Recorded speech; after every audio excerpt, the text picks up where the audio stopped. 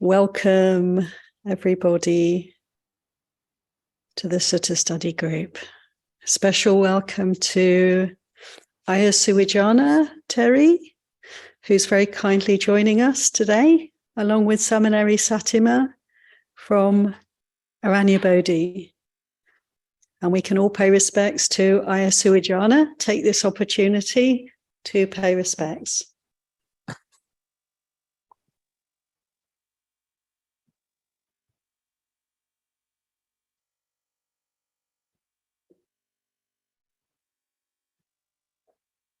Thank you so much for joining us, Aya. And I'm going to show you everyone who's in the room here, so that they can also be part of the group, even though you can't see them all the time. Venerable Kachayana is with us, our friends staying at the monastery, and we have Venerable Dhammaparal.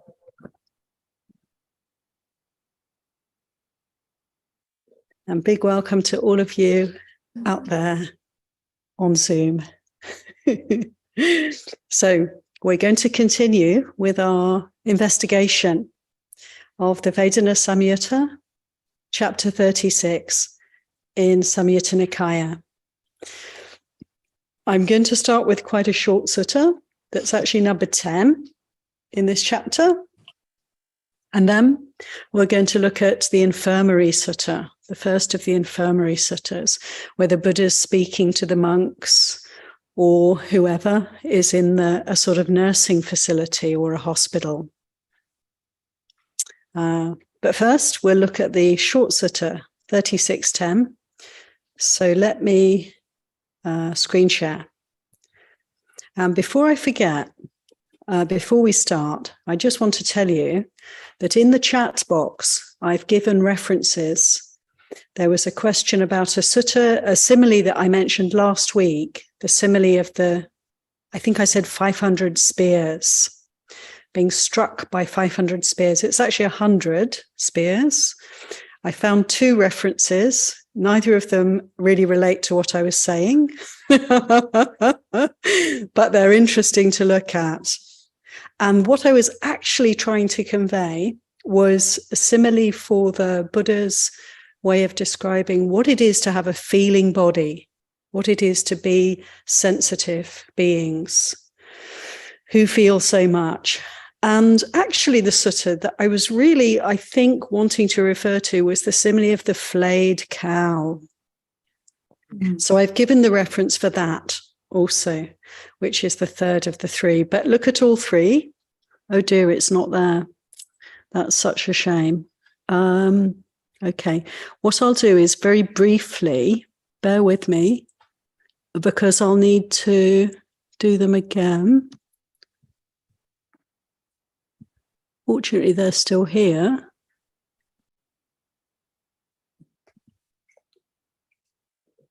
So I'm just going to repost these messages. 1,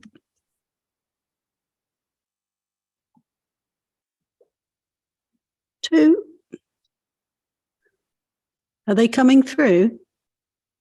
Yes. Thank you, everyone. Okay, and the last one.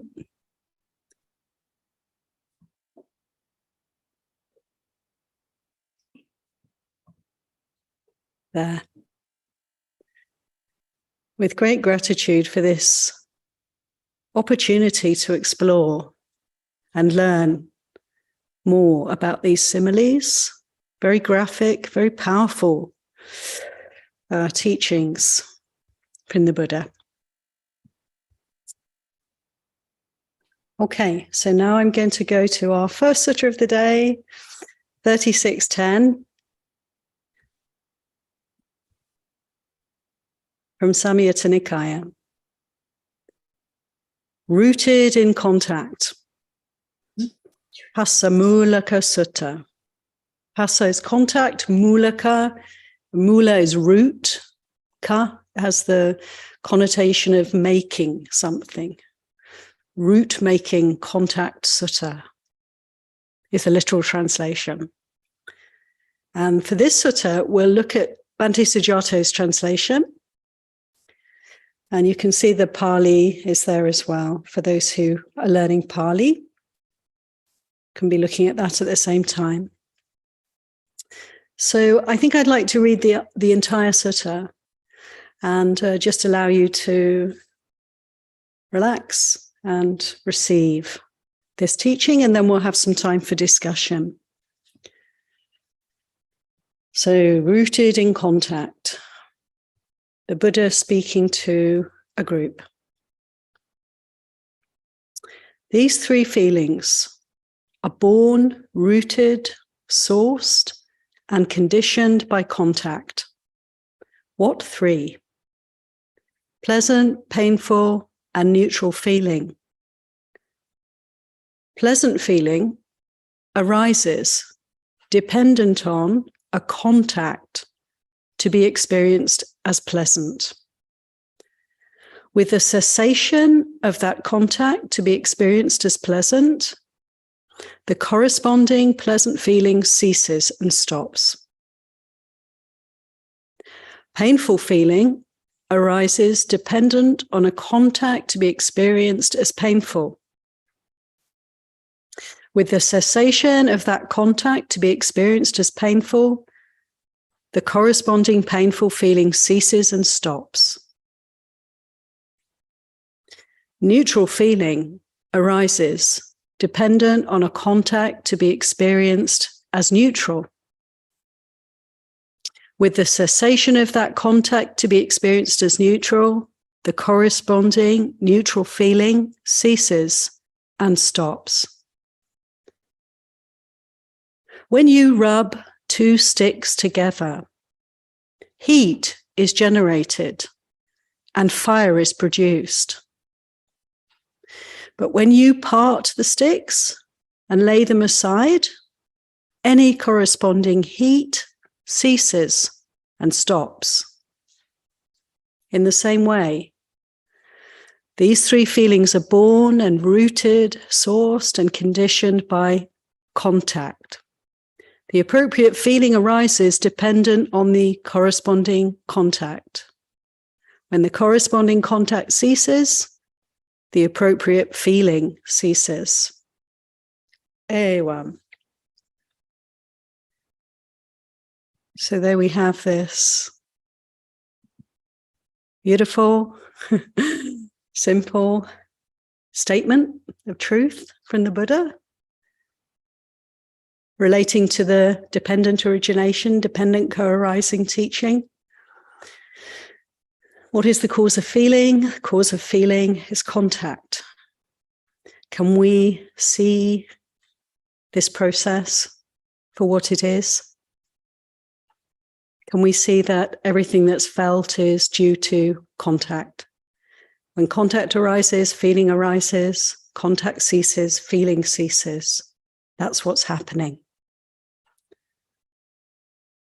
Can we experience that? Can we appreciate this truth and not embellish it in any way, and not hold on to it in any way, and not distort the reality of this with any extra suffering?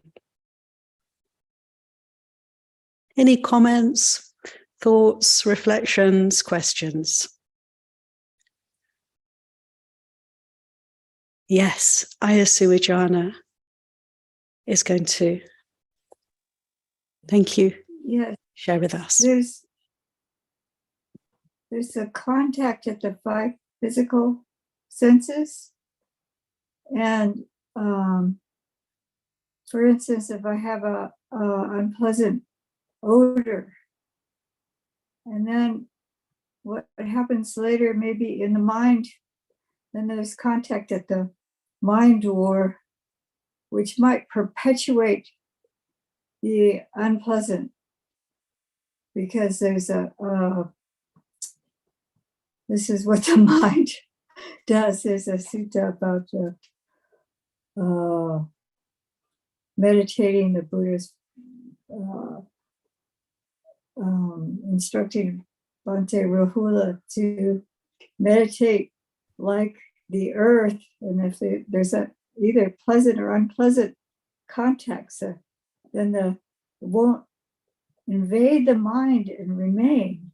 So this is what I've been actually thinking about, how if something is unpleasant, then the mind latches onto it, or pleasant.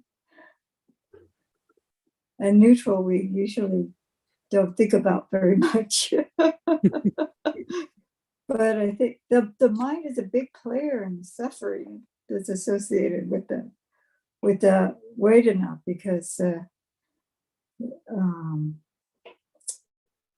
yeah, that's where the craving and aversion in response comes to play. So anyway, I've been thinking about the pleasant, unpleasant contact.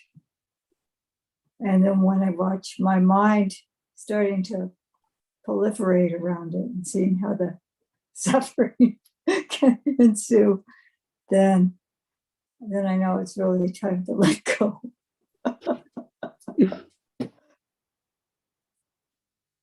But anyway, this sutta, it's right in line with what I've been thinking about lately. Sadhu, sadhu, sadhu. Thank you so much, Aya.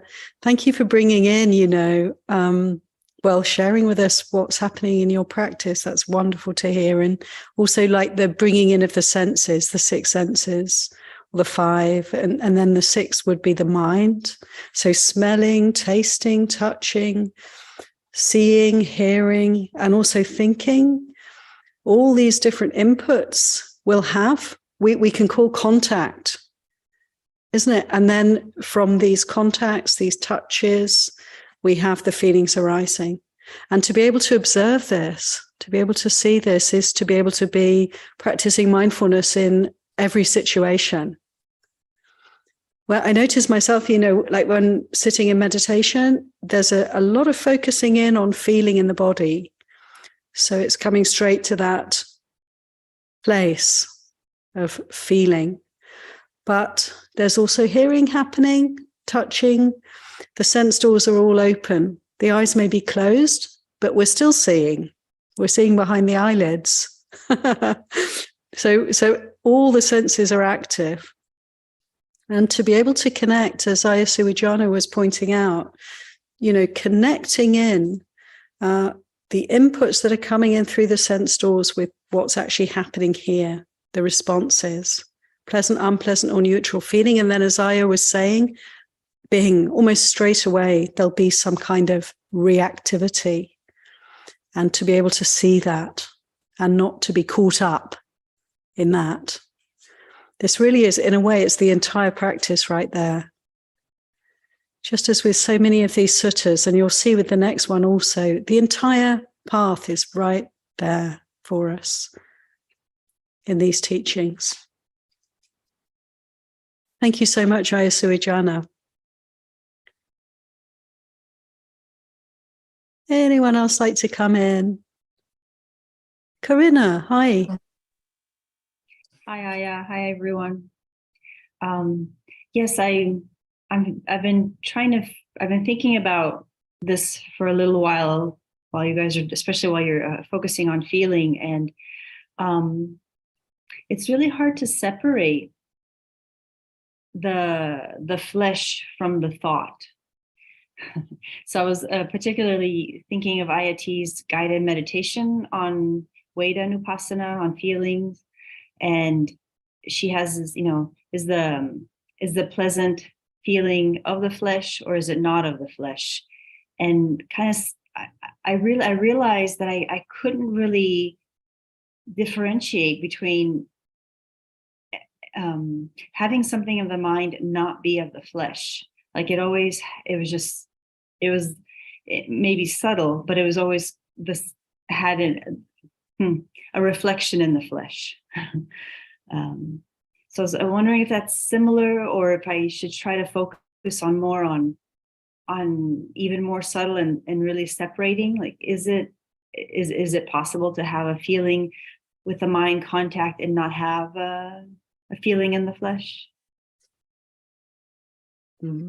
Thanks so much, Corinna. That's a good question.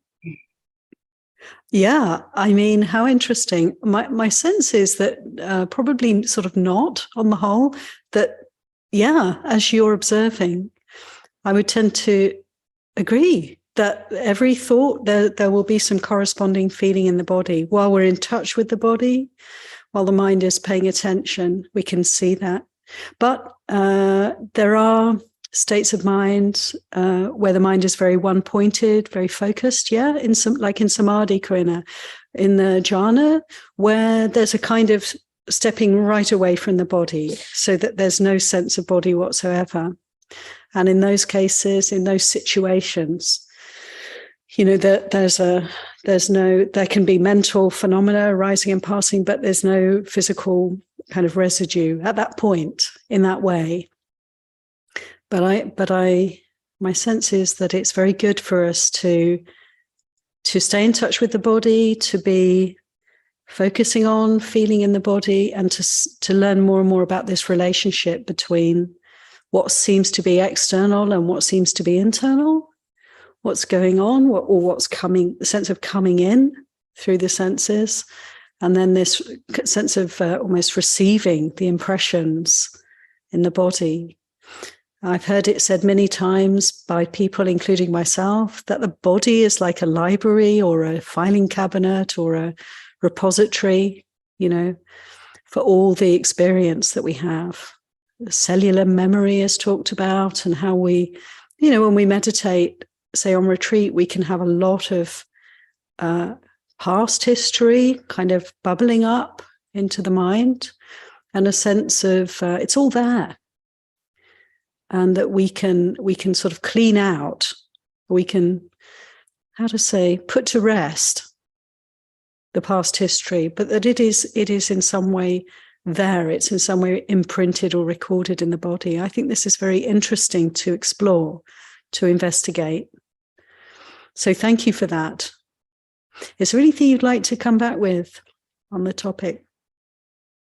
Yes, just similarly, it makes me think of stronger sense impressions, you know, in psychological lingo, like trauma, and how the contact is long gone, but it's still, you can still relive it. Yeah, and it's almost, it's hard, at least for me, to distinguish, you know, is it coming from the memory, the thought, the mind, or is it like words you've used, like, is it in my body memory, my cellular memory? So yeah, it's interesting to how to unravel that. Yeah, it really is, Corinna. And, you know, coming back to this sutta, you know, where the Buddha's saying, maybe this is something we can bring in and contemplate here, because, you know, saying it's like two fire sticks, contact and feeling. And we can see that actually, they're two separate things. And we can separate them out.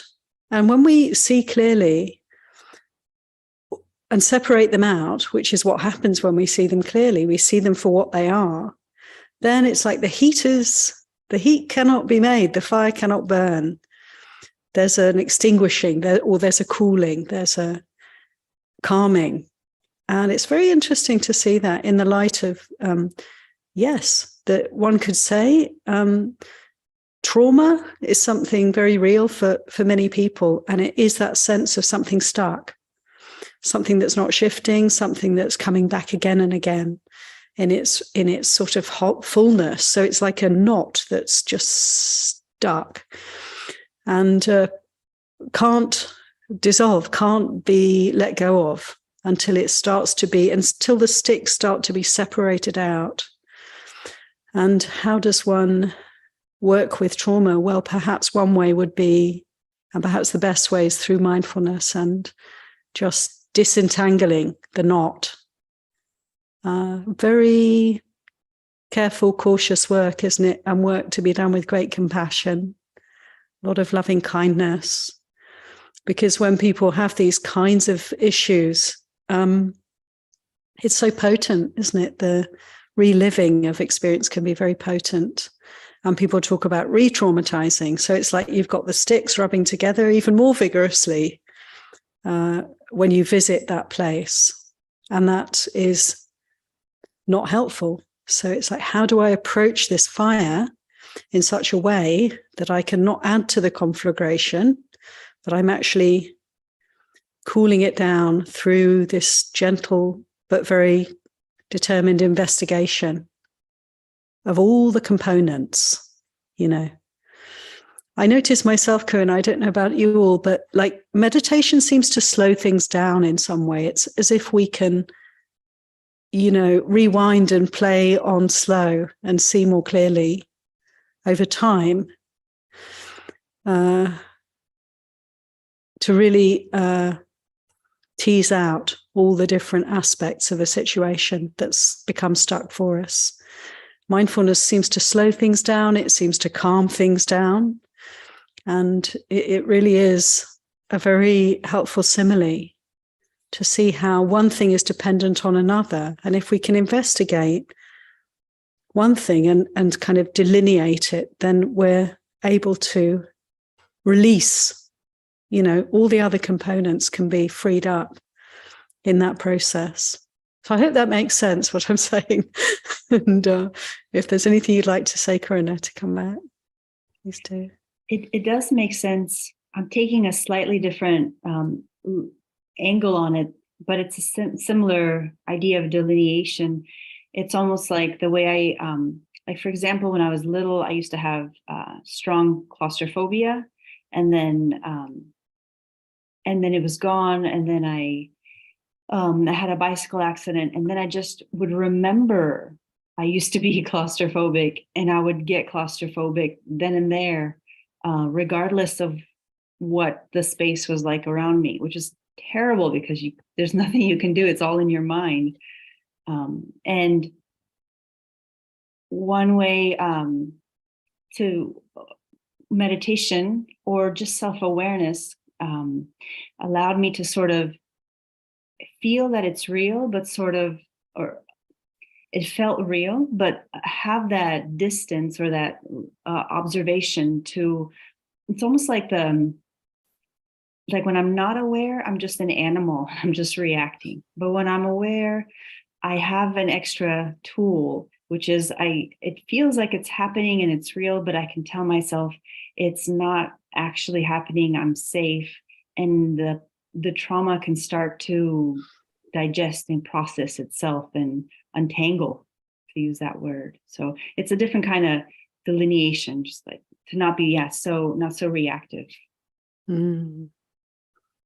Thank you so much, Corinna. It's beautiful to hear, isn't it, everyone, from our different experiences. It's like shining a light from just slightly different directions to really come to understand these processes. Big appreciation, Corinna. Yeah, anyone else like to come in? If any of the Venerables have anything to share on this area, most welcome. And anyone else who wants to speak at this point?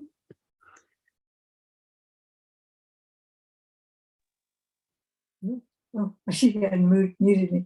I really appreciated what you said about separating the fire sticks and to really see, I think, and then with the trauma and then the kind of like, there's some kind of habitual patterns, like anxiety, what brings up anxiety, thought patterns, just to identify, oh, I'm experiencing anxiety, I'm experiencing fear, or it's hard with trauma because it's easier to you get lost in it. But if you see yourself at the edge and say, oh, I'm at the edge. I don't want to step any farther.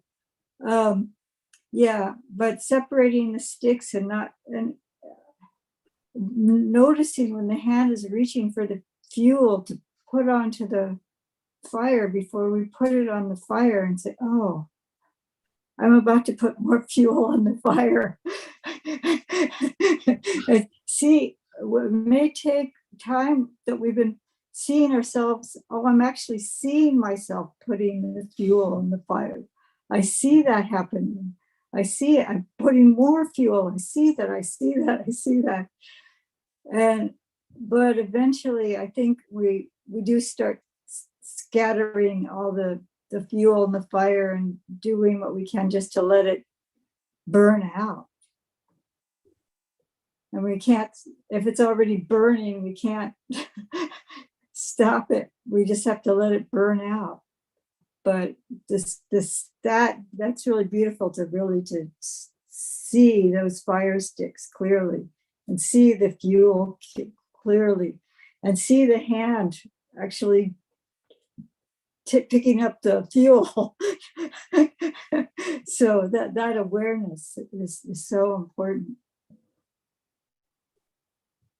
So Anyway, this is from my observations. Thank you.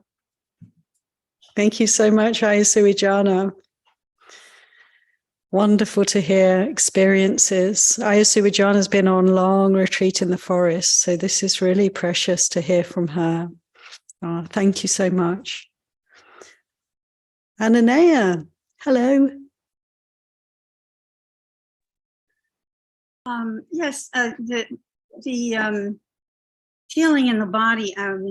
One of the first long retreats I did, I happened to have an incident that occurred the day before I left for retreat, and it was very disturbing.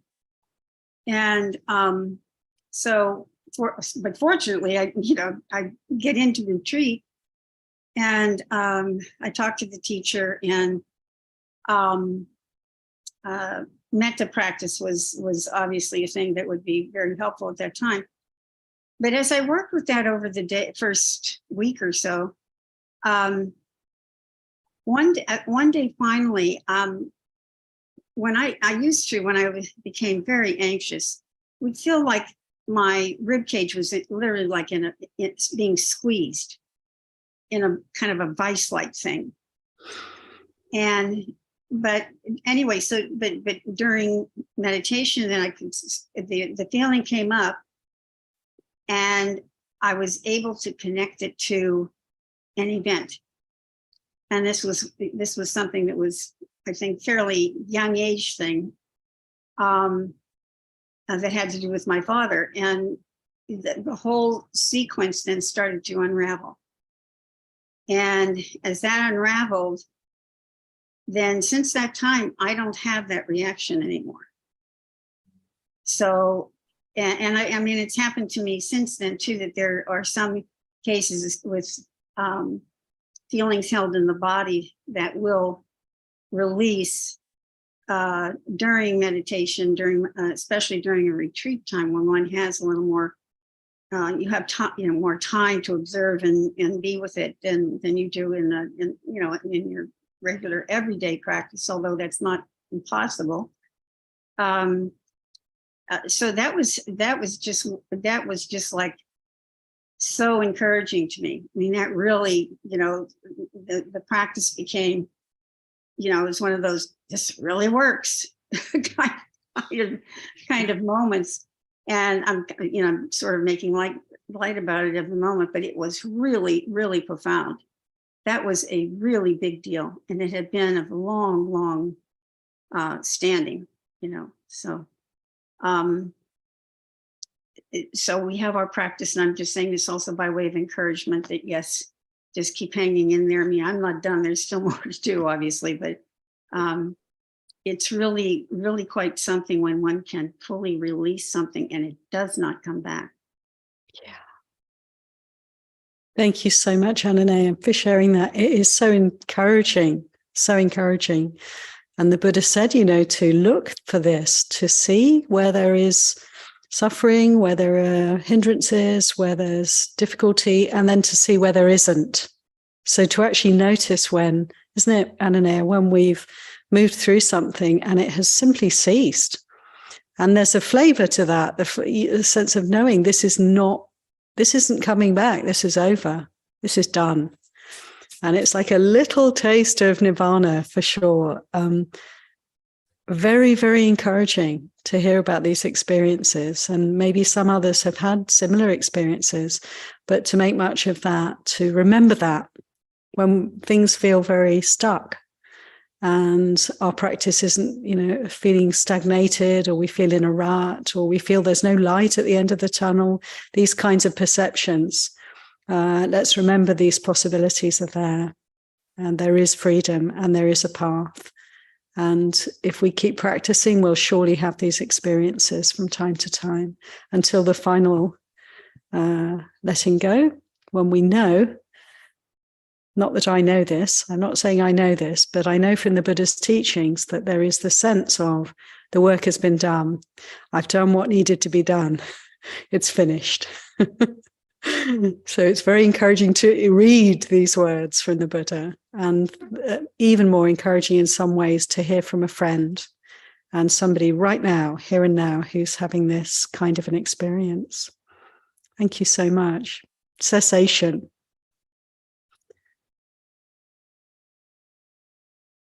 Samyutta. Hello. Hello. So I had a question around, the previous comment. So if it's a past trauma or past experience, you can still tell your mind, okay, you're just reacting to the memory object that's in your mind, not the actual thing. What happens if it's an active experience, so it's something that you're going through like on a day-to-day basis, it's not something that happens, say, over the past 10 years or something like that, so then there's a tendency of the mind to be overwhelmed by that experience. In fact, sometimes it's so overwhelming that you feel like saying, I need to focus on this right now, and the meditation takes the back seat, or maybe slowly, you end up giving it a very, very low priority. So how can you reorient yourself to get back to this being like the first priority? Yeah, thank you, Samyutta. Yeah, we can sometimes feel that, there's so much happening that's difficult, that's challenging. We can feel obstructed by that. And the sense of, I don't even have the time and space to stop and to really allow myself some time to process this. And the irony of this is that it's when life is particularly challenging, confusing, or overwhelming that the practice really can come into its own. So we have the opportunity to look at what's happening, just to step back to some extent from the experience. And I hear you. It can be a luxury for us to have time to practice. For some people, there's just not the time in the day. There's too much going on. But as Ajahn Chah said, Samyutta, he asked somebody, who said, I have no time for practice. There's so much to be done. There's so much happening. He said to them, do you have time to breathe? And of course, the answer is, well, yes, of course. We have to breathe to live. Can we allow for awareness of this body, this breath, in whatever situation we find ourselves in? We may not have time to sit and meditate. We may not have any space, really. Can we have a mindful breath? Can we feel our feet on the ground? Can we feel the belly? And just breathe deep, and just allow moments, pauses in this way. This is mindfulness, Samyutta, and this is practice. And anything we can do to anchor, to ground our awareness in the body, in feeling, is going to be of great help in any situation. And it's doable. So I'd like to hear back from you, how that sits with you.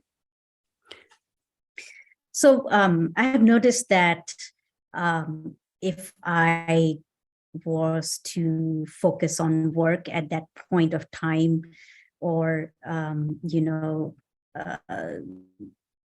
some other activity, like singing, I can put my focus into another thing and build some space between the active experience of trauma or abuse or whatever you want to call it versus the work I need to do. So I can build that space, and then I can come back to it later, and I can deal with it. But the thing with meditation is that you are trying to focus on the mind, the very thing that is holding these thoughts.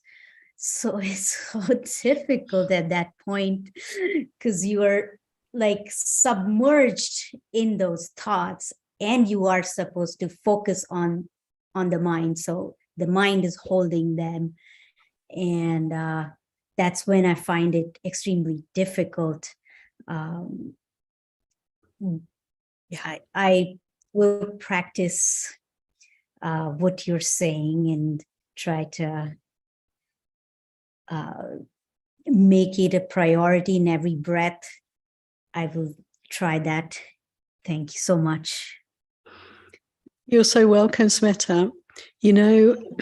Yes, we can, in our meditation practice, we can focus on the mind, and we can even focus on thinking. But actually, if that's very difficult and challenging, it's not a problem at all. We just need to redirect the attention. So it's like I say, we just need to. It can be very difficult to do this, but actually, if there's a lot of intensity in the mind, the state of mind, the thoughts are very pressured, it's very difficult to bear what's actually happening there for us, then it's helpful to just redirect the attention and allow the attention to rest, yes, as I was saying, in the body and feeling, because it's as if it's a bit like electricity. It's like it can be very damaging, very harmful, very dangerous. But if we ground it, if we earth it, then we can make it safe. So to actually work with difficult thoughts, repetitive thoughts, intense and painful states of mind, to focus on the breath, to focus on the body, very simply, nothing complicated, just feel what you feel. Just feel the body sitting, just feel the feet touching the ground, notice the breath, whatever works, to kind of earth the energy, the mental energy, to bring it to the ground. And it can start to dissipate. And the important point really is not to focus on the problem, not to focus on that knot, that sankhara, that constellation or that trauma, whatever we call it, that happening in the mind, but rather to focus elsewhere and see what's happening here in the body.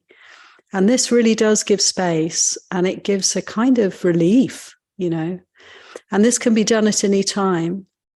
And, sometimes we have things we have to sort out, we have to do, but that this can be a resort. And as Venerable Satyama says, very important point, thank you, Venerable, not to fight with it. So not to make any kind of resistance, not to create any more friction with the sticks rubbing together, to allow, when we focus on the body, allow ourselves to do this, not just in meditation time, but throughout the day, just to check in, what's happening in the body. Then we are not fighting with the mental energy. We're actually allowing it to kind of, as Ayya Suwijana said, it's like the fire's burning. So we can allow the fire just to burn out. When we focus on the body, we're not adding any fuel, you know, we're not fighting, we're not resisting, we're just making space. So yeah, Samyutta, you can try these ways of practice. In terms of the Satipatthanas that we've been talking about so much, it's like focus on the first two. This is good enough for the whole life, you know, actually, just to focus on the first two, the body and feeling. It's enough. We don't need to delve into the mind or the mood or the emotions at all if we stay with the body and feeling. We can do, but we don't need to. The mental phenomena will be happening, rolling through, flowing through, and we won't be making any more of them. You know, to be aware of body and feeling is not to neglect these things. It's not to neglect the mind at all. It's to give the mind the space to purify itself. It's setting the conditions. It's taking those two sticks and instead of rubbing them together, thinking it through, working it out, figuring, getting caught up in the tangle of thoughts and moods, we take those sticks, we just separate them out, just see, yeah, there's causes and conditions, and I can just put them aside and just be aware. So I really wish you well with that, Samyutta, and do come back if there's anything you'd like to say. Thank you so much, everybody. You can report back to us, you know, let us know how it goes, please. And Sure. anybody else like to come in at this point? This very rich discussion. Yeah, we have a question in the room from Sitina. So I'm going to see if I can get the mic. Okay. Come in for that one back there. So here we have Sitina. Hello, everyone. It's so nice being a part of Sunday Sutta. My question is on the Sutta. So I was taught that Vedanas is automatic, and I feel that this Sutta kind of bears that out. But I wanted to reflect with everybody on this, I guess, within the context of dependent origination. Like if we understand contact to be automatic in the sense that, you know, if there's an object and an organ and consciousness, then it all happens. And the Sutta is saying then from there, the Vedana happens. I guess my reflection on all of that is that, and then continuing on with the sticks analogy, is that it all kind of happens, the hands and the sticks and the rubbing, but instead of rubbing so much that a full fire is generated, it only rubs once and it dissipates, like the bubbles you had mentioned. So so regarding contact, Vedana, and the automatic quality of them. Okay, thank you, Sitina. That's super helpful. That's so helpful.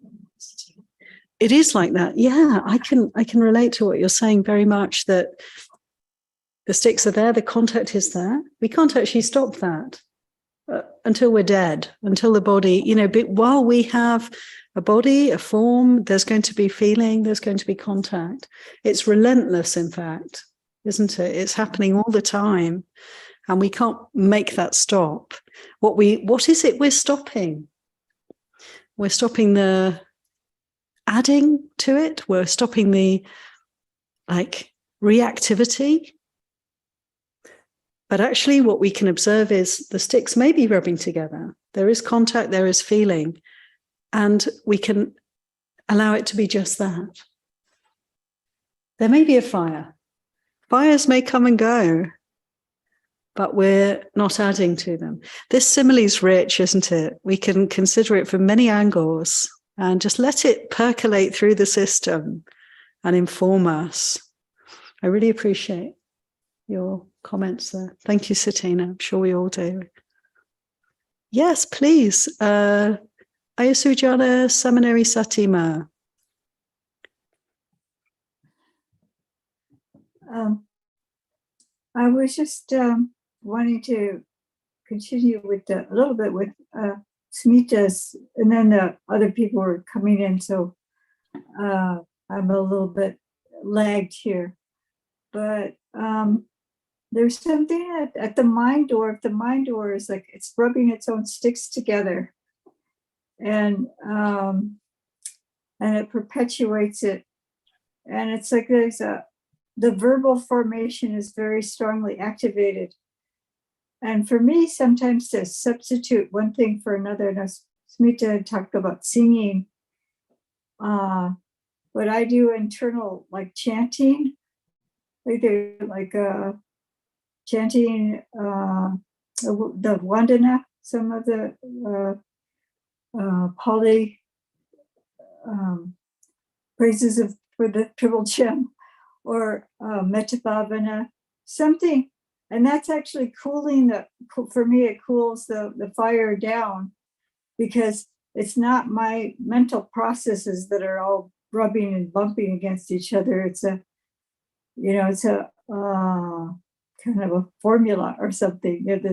These phrases, the meta phrases, or reflecting on the qualities of the Buddha, something like that, has a very calming effect. So I think we can actually actively calm the fires if we have over reactivity in the mind by substituting with it, using the verbal formation, but intentionally.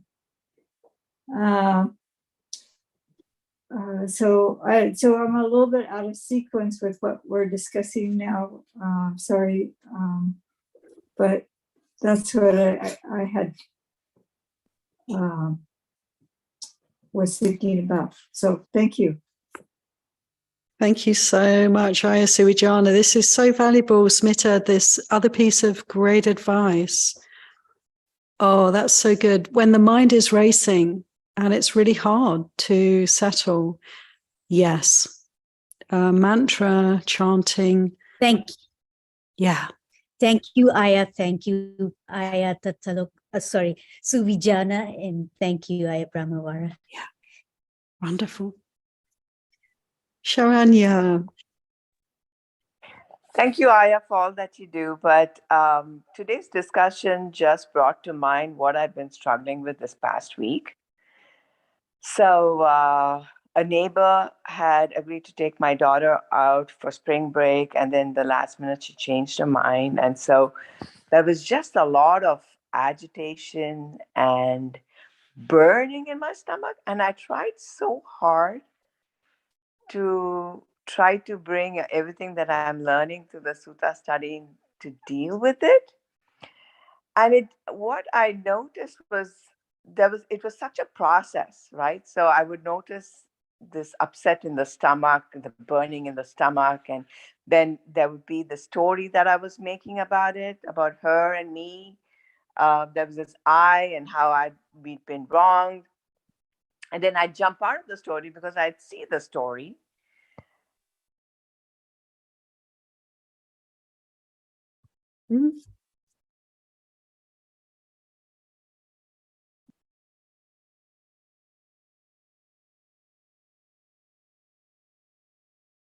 Shariah, it seems you got muted. Yeah, we got something fell out or off. Sorry. What did you last hear? We heard about your situation with the neighbor. Oh my goodness. Okay. So there was just a lot of agitation, and I tried to use what I was learning through Sutta study to learn to deal with it. So I tried to keep coming back to the Vedana, right? And then there was all this burning in my stomach and just a lot of tightness in the body. And then, of course, there was the story, right? The story that I was constructing about us and them. And I tried so hard to kind of let it settle, but it had its own process. The whole thing kind of took 3 to 4 days for the Vedana to kind of settle down, for me to kind of accept and make peace with it, to also see it as kind of really a pattern rather than taking it personally, right? So my question is, it just seems like this is a process, and this process, as much as we try to, because I was aware of the whole time about the unwholesome feelings, the unwholesome thoughts, trying to kind of make it wholesome, but it had a life of its own. So that was interesting. I think my trying to use what I learned kind of helped finally make me make peace with it, which I think if I didn't know about a lot of the causes of suffering and how we contribute to the suffering, I think it might have just continued. But I tried so hard to cut short the process, and it just wasn't happening. I just had to let the process of it play out. Yeah, thank you very much, Sharanya, for this, difficult time you've been having. Great example for the group of how, as you were saying, Satina, the sticks, we can see the sticks are coming into contact. Something's happening or something's happened and there's a response. And, we can't make it, we can't just make it end, because it, we know we can sort of see where we want to go with it, where it wants to go, where it's going to go, but we can't force the process of cessation, and to be able to be very patient with that. I do consider, as you're speaking, Sharanya, you said, it took about 4 days for this to really calm down, begin to calm. And, one thing I reflect on myself, if I'm angry, say, is let's see how long it lasts. And to note that, it may well be that because of the practice, because of the mindfulness, because of the willingness to really feel what's going on and examine and investigate what's going on, it may have lasted 2 weeks, but actually it's lasted 4 days. It may be that there is actually some, acceleration of this process through mindfulness. That's my experience, my senses over time with practice, that we can see how, we can't make things just disappear, but we can certainly apply the mindfulness to painful feeling, to painful mind states, and just to really watch how they're actually changing every moment. And we get to really develop, I guess, some saddha, some faith, some confidence over time. So you've been through this process, and you can see how you've been resourced by your practice, even though it's difficult to practice, and even though it's not like, things are not changing immediately for us. But when there's anger, it is like a fire, isn't it? And it's like Satina was saying, we don't just take the sticks and put them down necessarily, but we can watch. And we can feel the suffering also, because in feeling the suffering, the heat of that, there's a lot of learning happening, isn't there? There's a lot of wisdom arising. And the inclination to step away from that fire becomes stronger and stronger. And we can let go more quickly over time of our suffering, is my sense. How does that sit with you, Sharanya? It definitely opens up the path of practice. And it was really interesting for me to see how I was lost in it, and then there was awareness of it, and then I was lost in it again. So the dance. And I think, sometimes it takes that long, but the most important thing is the mindfulness and the observation, and kind of using it as an opportunity for practice, isn't it? Yeah. Absolutely. And you know, that's wonderful you say that, because for me it's like, yeah, it's that willingness to see our life as an opportunity for practice. Like, this is the life we have is so precious because it is an opportunity for practice. And to put that understanding, that right view to the fore, then, isn't it, all the vicissitudes of life, you know, we're not railing against them anymore. It's like, okay, this is all grist for the mill, you know, I can make use of this and this and this. And it's a very profound shift of attitude here that you've just pointed to.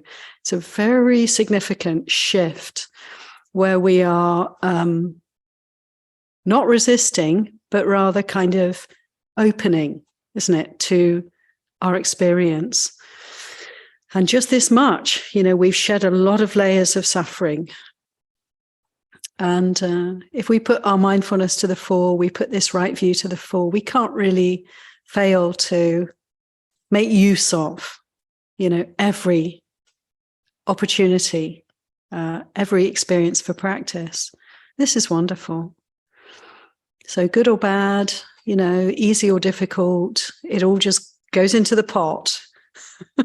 And we can examine and investigate all of it for freedom with this right intention and right view. Thank you so much, Sharanya. Anyone else like to come in? This sutta is really a wonderful springboard for us, isn't it? The Firesticks, the friction between contact and feeling, and how to minimize, how to not add any fuel to this natural process. Ananaya. I just wanted to say quickly, one, kudos to you, Sharanya. That's great work. I mean, this is again how you see that the practice that you're doing is actually having an effect, and that you are working with it. That's just wonderful. When I have those persistent feelings come up, something's revved up, I've been activated by something. I find using Mara, you know, I see you, Mara, you know, when it's trying to rev up, it's sneaking up, you feel it just about wanting to land, and you say, I see you, Mara, and you just put it down and you call, it's just like calling somebody out.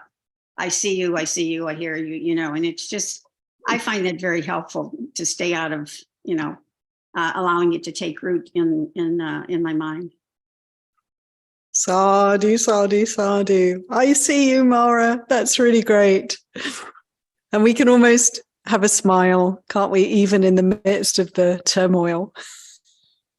Well, Thank you so if much, I can Anna. just add something else to it, it really also brought home to me what a big difference there is between an outward practice of a religion and the internal shift that liberation actually calls for, right? So my neighbor is all about liberation. She wants nirvana, right? But then at this level now we have to negotiate the cost of it, because this costs something, and then my daughter didn't go on a trip, right? So there's the ethics piece of it. And I can see the clinging and the greed on her part, on my part.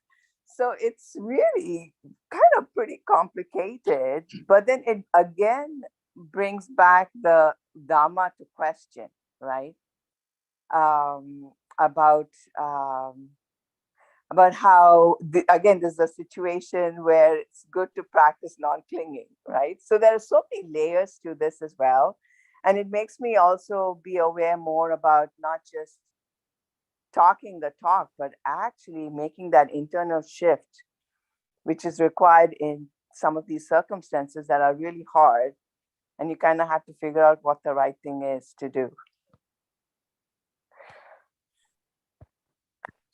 Thank you so much, Sharanya. What a rich discussion. Finding our way, isn't it? And allowing the practice to be our guide. Anyone else like to come in at this point? Okay. Ah, Linda, yeah. Hello. I think I think I mentioned this before a long time ago, that dealing with emotional triggers, like Pema Chodron had a lot of information on this, what she called Shempa, which is just the emotional triggers that you don't pull the trigger. It's like it comes up, you recognize it for what it was or what it is, and you let it go and say, no, I'm not going to go there. I'm not going to do that. I'm not going to go back 20 years for something that happened 15, 20 years ago and get all angry again, like it just happened yesterday. And you say, and it does let go, and then you don't pull the trigger on that. You don't pull the trigger on that emotional response. And I think psychologists are using it today and calling it an emotional trigger and getting their patients or their clients not to engage. You just don't engage with it. You just let it go and no, I don't want to do that. And I've used that and it goes away. It still tries to come back. That's the trouble. It's not permanent usually. It will try to come back on you, but if you keep doing that, I think it will eventually give up and realize it can engage you in that. But yeah, it's interesting. I found it interesting how well it works. Like, you know, that, and I used to do that a lot. I used to go back and think about stuff when I was usually something traumatic that was done to me, you know, it could be 15 years ago. And now I'm as angry now as I was then. And all this time has passed. And it's ridiculous. I'm not going to get myself all worked up about this over something that I can't do anything about now anyway. It's too far in the past, and just let it go, you know.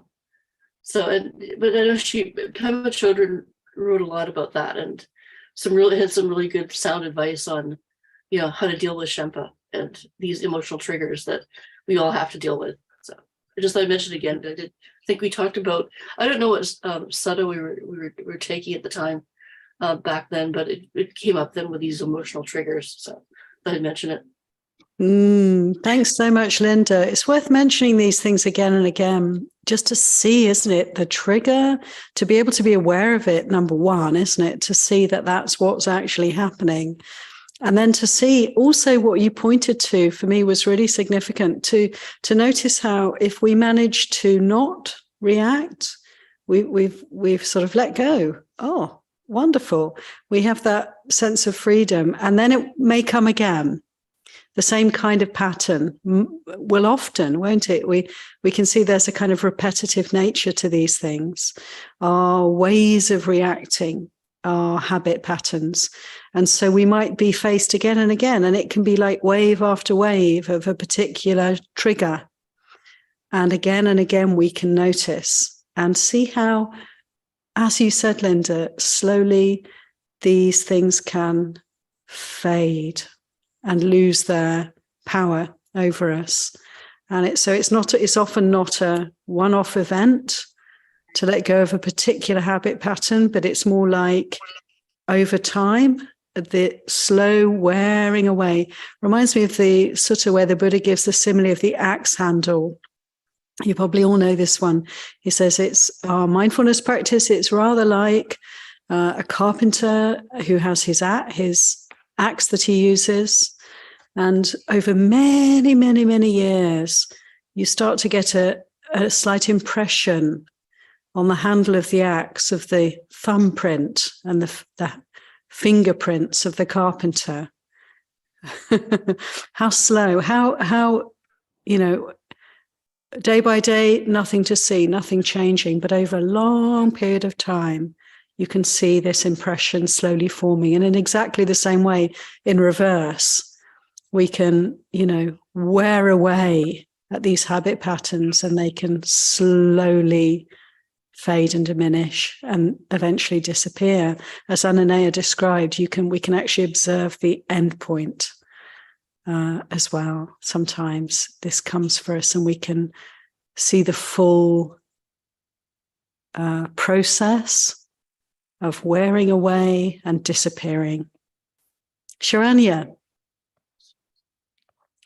So this reminds me of one of the stories in the Sutta about a woman who lost her daughter and went to the Buddha. And the Buddha asked her, you had a daughter named you know, this asha for like 80 lifetimes. Which of these daughters are you grieving for? The one right now, this lifetime, or one from the past, or all of the lifetimes, right? So I was watching on YouTube a past life regression called Who Am I? Very nicely done. And in the regression, these people were really feeling the distress from their stories. And it reminded me of the sutta about how we can hold on to it and cry about something that might have happened many lifetimes ago, but it's the same principle when you're crying about something that happened in the past, right? So how far to the past do you go? And then when you think about it, it seems so ridiculous that you'd cry about something that you had experienced in another body in another century. But if you bring that same logic to this life as well, it feels also like, oh, we're making this far more important than it needs to be. Yeah, thank you, Sharanya. The sense of perspective, isn't it? The Buddha said we've cried an ocean of tears over those that we've lost, over many, many countless lifetimes. An ocean of tears. We have, our bones have filled the cemeteries. We can say there's a great pile of bones of all the bodies that we've shared. And my sense is that as we develop our practice, it's like we connect with this because we can see, just as Linda was saying, the triggers. So it's just like the same old things over and over again. We get hooked on. As Ananaya said, we can just cut through all of that. Say, I see you, Mara. I see these habits. They must have been going for countless eons. Let's see if we can stop doing that. And we can. And it is something really amazing, isn't it, that we have this opportunity, we have this practice, and we know what's needed to allow all of this to come to rest.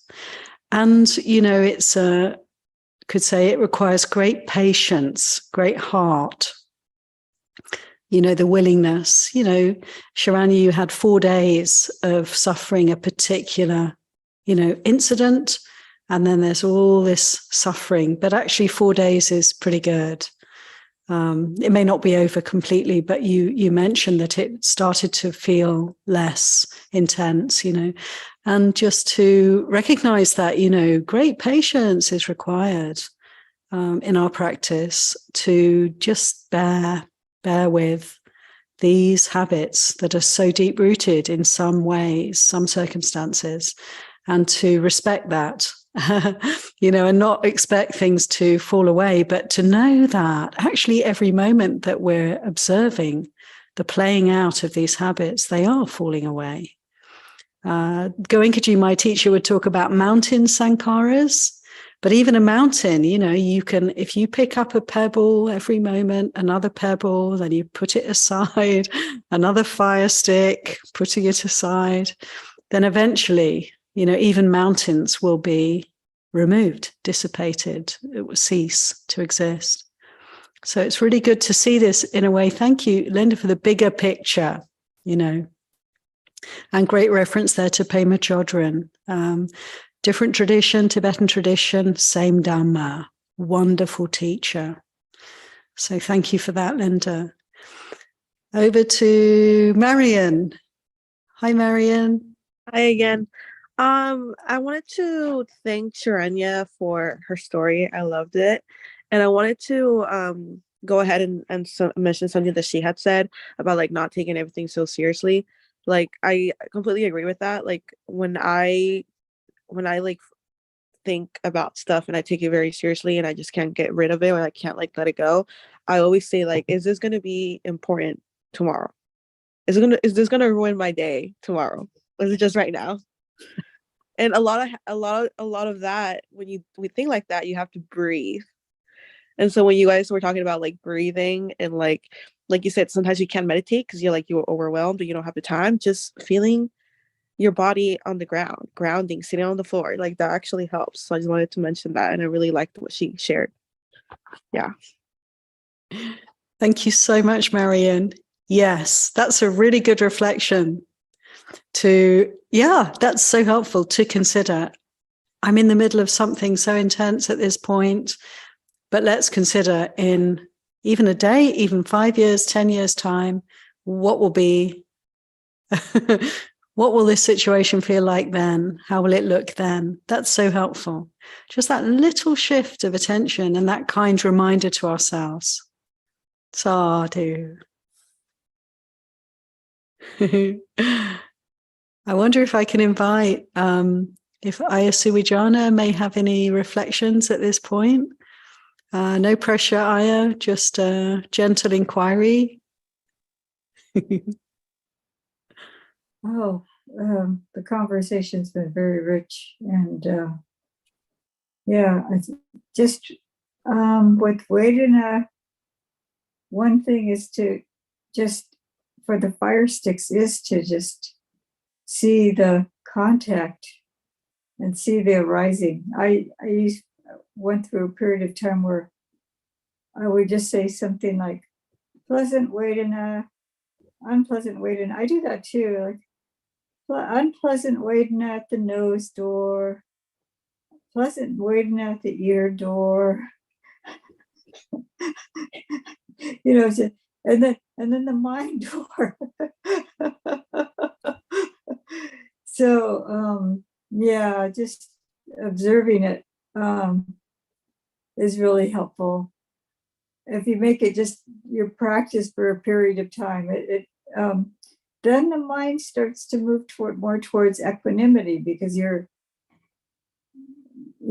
that observation, or the mindfulness is catching it at a certain point. And especially because there's contact constantly, one thing after another thing after another thing. But when we latch on a particular contact, I latch on to the odor that's unpleasant to me. And then there's this whole proliferation around it. But if I just say unpleasant odor or unpleasant sound, and then I think we're also talking about time, like the amount of time that I had the contact compared to the amount of time I inflict myself with mental suffering, because wow, what? Because that shouldn't have happened. So it's really precious, this teaching on Vedana. It's really important. It's a really important practice to be aware of, just the arising, and it's arising and passing a lot of the time too, so quickly. But how the mind is such a big, it's a big key player in this whole fire building. Well, what did you say? I was just calling the man a big liar. The mind, Ajahn Chah says, whenever you see a thought arising, just say, liar. Yeah. That's great. Thank you so much, Aya. And Seminary Satima, yes, it's like I see you, Mara. Fire, fire. Don't panic, but just recognize fire is fire. Thank you very much for your reflections, Aya. Okay, last comment or question or reflection from Corinna. Thank you, Corinna. Thank you. Yes. I was just thinking that, sometimes using my intellect and logic can be very helpful. I have definitely had the thought, has that contact been like 30 seconds? And have I been thinking about that for 3 days? Is that really happening? But sometimes that doesn't work. it doesn't work. And I just wanted to mention that sometimes I have to approach it from my heart instead, because it's otherwise sometimes it's like I'm trying to convince myself intellectually, and my heart's like, yeah, it doesn't speak that language. So when I approach it from my heart, it's more like, okay, I'm really triggered here, and maybe it's even disproportionate to what the contact was. Maybe that's okay. And if it's the kind of situation that I could just be with the trigger, but not, obviously not focus on the proliferation of the story, but focus on my heart and what I'm feeling, and kind of just hold myself tenderly and speak soft, kind words to myself, regardless if my reaction, is out of proportion, or like I said, I'm proliferating for 3 days. Or a common example is like I have a very wonderful partner, and he can do like one small thing I don't like, and I'm like, oh, it's over. Even though it's like 99% of the time it's wonderful, But so right, so we have these. Sometimes I can't speak logically to myself. I have to approach myself from my heart, and just for whatever reason I'm having this reaction. Can I be with the pain and the hurt, and knowing that it represents the past too, not just with the first contact. Yeah, I wanted to share that. Sadhu, sadhu, sadhu. Thank you so much for bringing that in, Corinna. How significant, how important is that for all of us? And it brings to mind for me, Corinna, two things really. One is that we're not rational beings. Most of the time we like to think we are, but no, life's way more messy than that. And it's just good to acknowledge that and not to make a problem about that, just to see that's how it is. There's emotions washing through, and we can say overreact, or we can just say we have certain reactions to things that can seem very, overwhelming. And is that a problem? No, it's not. Just to have the willingness to be kind and patient and steady with whatever's coming up for us. I really appreciate what you said, and I appreciate that pointing to metta, pointing to kindness. Which is for me a heart quality, to open to that. And really, I don't know about you all, but for me, the quality of metta has become increasingly important in my practice. And I've also noticed, as you were saying, Corinna, how we're kind of educated to think of ourselves as rational, logical, kind of intellectual creatures, especially if we've been through higher education. And, it's a kind of lid over the top of all this other experience that can be neglected when we live in our heads. And it's just such a good reminder to recognize and not make a problem about the kind of, in a way, more messy, less predictable, less controlled aspects of our experience and our reactions to things. Metta, loving kindness, and this, you're pointing to the pay attention here. And as you were speaking, I had the image of the mother with a child, the infant, the screaming child. And sometimes our experience, we can be like the screaming infant, can't we? We're just, no, like there's nothing, we can't talk to that one. That one's pre-verbal. We can only comfort that one. And just allow that process. So big appreciation, Corinna, for bringing the heart in, especially here at the end for us, to take that away and to remember to open to all of our experience and to have a sense of care and kindness. Thank you. Well, dear friends, we've come to the end of the Sutta group.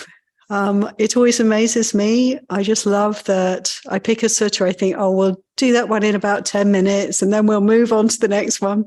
And this is the way my mind works. And it's just such a joy to recognize that, no, there's so much in every teaching from the Lord Buddha that we have. We can really glean together and use these teachings as a way of relating to our own experience and to hear from one another, to share as a Sangha. It's so, so valuable. So huge appreciation for today.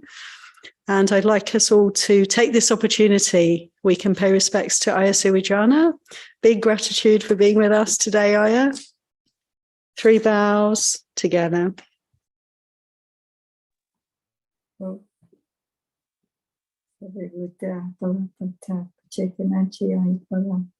Arhantana Chite Jeneraha Vandami Sabaso. May the Trust bless you and protect you in every way.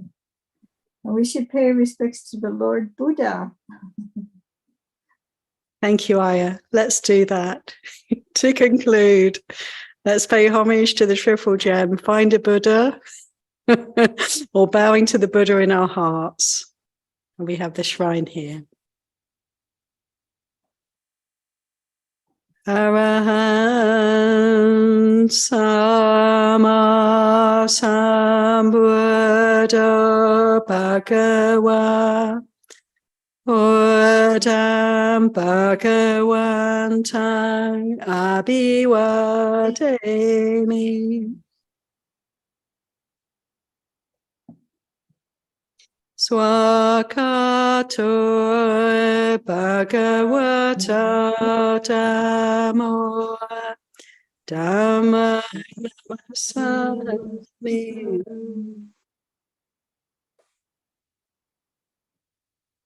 Supatipano Bhagavato Sāvaka Sangho Sangha Namami.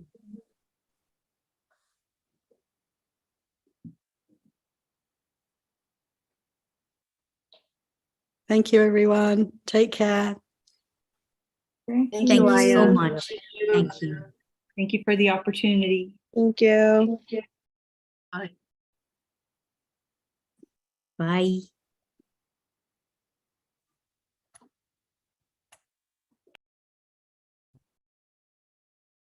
Thanks, everyone. Thank you for your wonderful reflection. It's great. Can we pay homage again? We can turn ourselves around this time.